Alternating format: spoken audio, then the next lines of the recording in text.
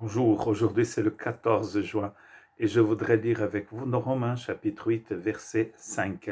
Romains 8 verset 5. Ceux en effet qui vivent selon la chair s'affectionnent aux choses de la chair, tandis que ceux qui vivent selon l'esprit s'affectionnent aux choses de l'esprit. Donc hier, le 13 juin, nous avons donc parlé sur le fait que nous marchons selon l'Esprit Saint de Dieu. Euh, je vais relire le verset 4. Et cela afin que la justice de la loi soit accomplie en nous, qui marchons non selon la chair, mais selon l'Esprit. Et donc nous avons lu pour cela, à ce propos-là, nous avons parlé donc de ce qu'a dit le prophète Ézéchiel et aussi le prophète Jérémie, et ce que Paul a dit dans 2 Corinthiens 3, 3, où il nous parle de la lettre que nous sommes devenus, la lettre du Christ. Nous représentons le Christ et les gens peuvent lire dans notre vie ce que le Christ a mis dans notre cœur. Aujourd'hui, nous voyons ici que notre façon de vivre, c'est le résultat de ce que nous avons dans notre cœur. Ceux qui s'affectionnent aux choses de la chair vont vivre selon cette chair. Ceux qui vivent selon la chair, c'est parce qu'ils s'affectionnent aux choses de la chair. Et ceux qui vivent selon l'esprit sont ceux qui s'affectionnent aux choses de l'esprit. Et donc, en fait, Paul est en train de diviser le monde en deux parties. Il a ceux qui s'affectionnent aux choses de la chair, donc du coup, ils vont vivre selon cette chair, et ceux qui s'affectionnent aux choses de l'esprit, et ils vont vivre en fonction de cette affection qu'ils ont par l'Esprit Saint. Donc la chair ici, c'est pas cette chair ici, mais en fait c'est la nature humaine qui n'a pas été rachetée. C'est la nature humaine qui n'est pas contrôlée par l'Esprit de Dieu. C'est notre nature égocentrique.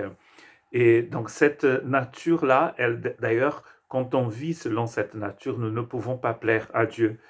Il dit ça dans la lettre aux Galates. Donc en fait, tout ce que nous avons dans notre esprit, dans notre cœur, va s'exprimer, va sortir, va être vu du monde et des autres dans notre vécu, notre façon de parler, notre façon d'agir, vis-à-vis d'autres personnes. Et d'ailleurs, on appelle cela notre façon de marcher. Et donc, nous savons bien que pour que nous puissions vivre selon l'esprit, il va falloir qu'on s'affectionne des choses de l'esprit. Il va falloir qu'il y ait une transformation de notre cœur pour que nous puissions être remplis du Saint-Esprit. Donc, quand on est rempli du Saint-Esprit, notre pensée, notre façon de réfléchir, elle est aussi contrôlée par le Saint-Esprit, et donc ça va se voir dans notre façon de vivre. Car la vie, c'est l'expression de ce que nous avons dans notre cœur, de notre affection. D'ailleurs, c'est écrit que la bouche parle de la plénitude du cœur. C'est ce que nous avons dans notre cœur qui sort. Parfois, quand on passe par une situation difficile, de tribulation, certaines choses qui sont dans notre cœur vont sortir. Mais d'ailleurs, parfois on dit, je ne sais pas d'où ça vient. Je ne sais pas si vous avez déjà entendu ça. Je ne sais pas d'où ça vient. Mais en fait, ça vient des gens. Ça vient de notre cœur. Quand on parle, c'est parce que c'était dans notre cœur. Euh, Parfois, nous sommes surpris d'apprendre qu'un voisin, bon, moi, heureusement, je n'ai pas eu cette expérience, mais il a un tueur en série qui est très connu en France, qui est toujours en vie, il est en prison. Et je me souviens que quand on a compris que c'était lui, le tueur en série, qui avait tué depuis longtemps, je pense que même de décennies, avait tué des jeunes filles en France, je pense qu'en Belgique aussi. Je me souviens qu'il a une voisine qui me disait, oh là là, on ne pourrait pas imaginer. C'était un monsieur tellement bon. Mais en fait, est-ce que ce tueur en série était une personne bonne? Mais bien sûr qu'elle n'était pas bonne. Parce que si elle était bonne, elle n'allait pas faire ce qu'elle a fait. Les apparences sont trompeuses, n'est-ce pas? Mais un jour, ce que les gens ont dans leur cœur, ce que les gens ont dans leur vie, je ne dis pas qu'il a tout le monde est un tueur en série.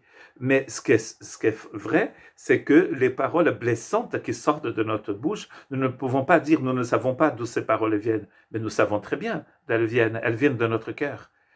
Elles ne sont pas apparues comme ça par un chantement. Ce sont des paroles qui étaient dans notre cœur. Voilà pourquoi Dieu nous propose un travail en nous par son esprit, pour que nous puissions nous affectionner des choses de l'esprit, parce que plus vous vous affectionnez aux choses de l'esprit, plus vous allez vivre selon le Saint-Esprit. Je pense qu'on n'a même pas besoin d'aller très loin, nous avons compris. Nous avons compris que nos actions, en fait, c'est le résultat de notre affection. C'est le résultat de ce que nous avons en nous. Nous pensons, nous avons ça en nous et ça apparaît. Les gens qui vivent selon l'esprit, c'est parce qu'elles s'affectionnent aux choses de l'esprit, et ça se voit d'ailleurs, n'est-ce pas? Il n'y a rien de plus agréable que de passer du temps avec des gens qui sont remplis du Saint-Esprit. Comment est-ce qu'on sait qu'elles sont remplies du Saint-Esprit? Mais par les actes, par l'amour qui sort de leur bouche, par leur façon de traiter les gens.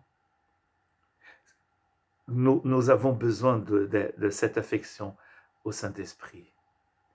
Le Seigneur, il dit à l'église de Laodicée, je suis à la porte et je frappe. Et si quelqu'un ouvre la porte, je rentre. Et je mangerai avec lui et lui avec moi. Le Saint-Esprit est d'une très grande... C'est un gentleman, comme on dit. Le Seigneur, c'est un gentleman. Et il veut pénétrer.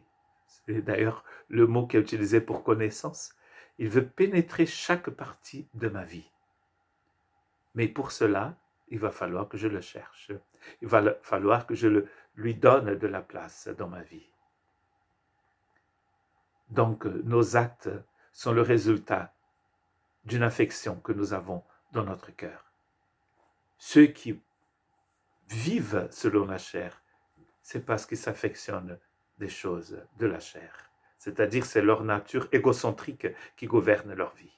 Dieu nous propose autre chose dans sa grâce. Il nous propose une vie complètement vécue par la puissance du Saint-Esprit. Que Dieu vous bénisse. Un bon dimanche à tous.